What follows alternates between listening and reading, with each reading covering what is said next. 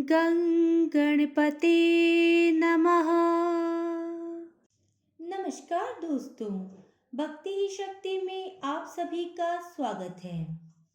आज हम बात करेंगे कि भक्त के शरीर में देवी देवता की सवारी कैसे प्रवेश करती है। जब किसी इंसान के शरीर में देवी देवता की सवारी आती है तो उसके शरीर में कई तरह के बदलाव आते हैं और उस इंसान के आसपास कई लोग अगर बैठे होते हैं तो उन्हें भी ये पता ही नहीं चल पाता कि इस इंसान के शरीर में देवी देवता प्रवेश कर गए। वहां बैठे लोगों के अंदर ये जिज्ञासा हो जाती है कि इस व्यक्ति को कैसा महसूस होता होगा और उससे पूछते भी हैं कि उसे कैसा महसूस होता है। लेकिन बहुत कम भक्त जिनके अंदर सवारी आती है वह ठीक से बता नहीं पाते कि उन्हें कैसा महसूस होता है। आज इस वीडियो के माध्यम से मैं आपको बताना चाहूंगी कि जिन भक्त के शरीर में देवी देवता की सवारी आती है उन्हें कैसा महसूस होता है और उनके शरीर में क्या क्या बदलाव आते हैं। सवारी का आना दो तरीके से होता है।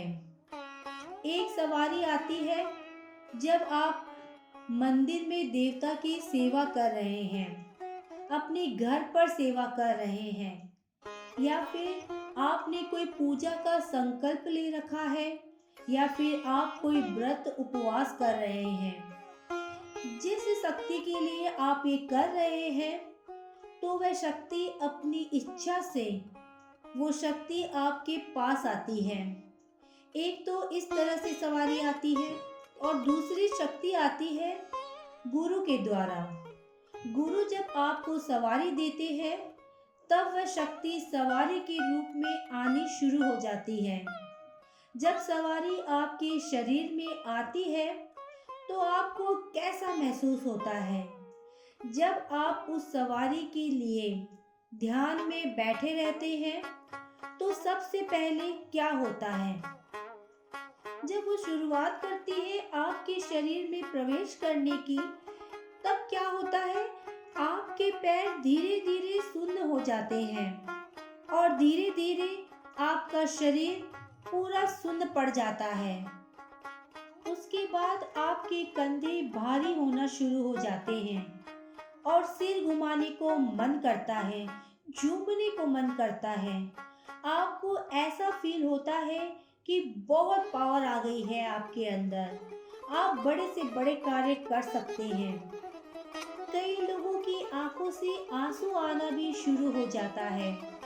अक्सर ऐसा होता है जो भजन चल रहे होते हैं तो आपको ऐसा लगता है कि भजनों के जो शब्द हैं वह आपके लिए बोले जा रहे हैं। आपके रोंगटे बहुत तेजी से खड़े हो जाते हैं। जिस व्यक्ति के ऊपर शक्ति आती है उसे कुछ भी याद नहीं रहता। उसको ऐसा लगता है कि कुछ पल में ही सब कुछ हो गया, जबकि कई बार शक्तियाँ 15-20 मिनट आधी घंटा के लिए रहती है। लेकिन उस व्यक्ति को इसका कोई एहसास नहीं होता है और कई लोगों को कुछ चीजें याद भी रहती है कि उनके ऊपर जो शक्ति आई थी वो क्या कहकर गई है। कई बार ऐसा होता है कि जब शक्ति आती है तब शक्ति बोल रही है, बात कर रही है, वो सब कुछ आपको दिखाई देता है पर साफ साफ सुनाई नहीं देता कि क्या बोला क्या नहीं बोला, किस व्यक्ति को बोला, क्या उपाय बताए, एकदम ठीक से आपको सुनाई नहीं देती, आपको दिखाई भी नहीं देती। कुछ लोगों को याद होता है कि शक्तियाँ क्या कहकर गई है और कुछ लोगों को याद नहीं रहता। शक्ति जब सवारी के रूप में आती है तो बहुत शक्ति आपके अंदर आ जाती है। आपके शक्ति चक्रों को जागृत कर देती है और आपकी दिव्य दृष्टि को भी खोल देती है। एक समय ऐसा भी आता है जब आप पूछा देते हैं, तब शक्ति की मदद से देते हैं। मतलब कि सवारी बुलाई गई तो सवारी किसी व्यक्ति के बारे में पूछा देती है। फिर धीरे धीरे कुछ समय उपरांत जब सवारी आपके शरीर में पूर्ण रूप से रम जाती है, तो उस समय क्या होता है, आपकी दिव्य दृष्टि को वो पूरी तरह से खोल देती है, आपके चक्रों को वो खोल देती है। तब उस समय आपको सवारी बुलाने की आवश्यकता नहीं होती, वो आपके अंदर रम चुकी होती है।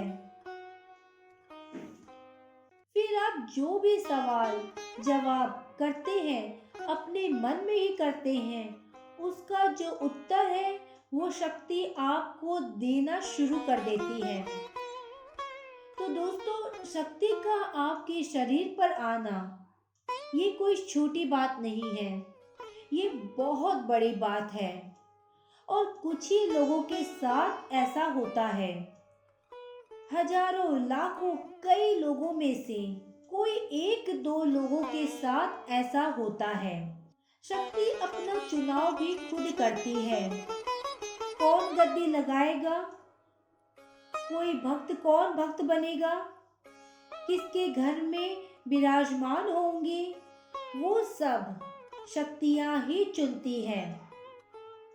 ऐसा नहीं होता कि सब कुछ आपकी मर्जी से हो रहा है, ये सब शक्तियों की मर्जी से ही होता है। वो जिसे चाहे उसे अपना सेवक बनाती है। ये सारी चीजें शक्तियों पर होता है। आज के वीडियो में बस इतना ही।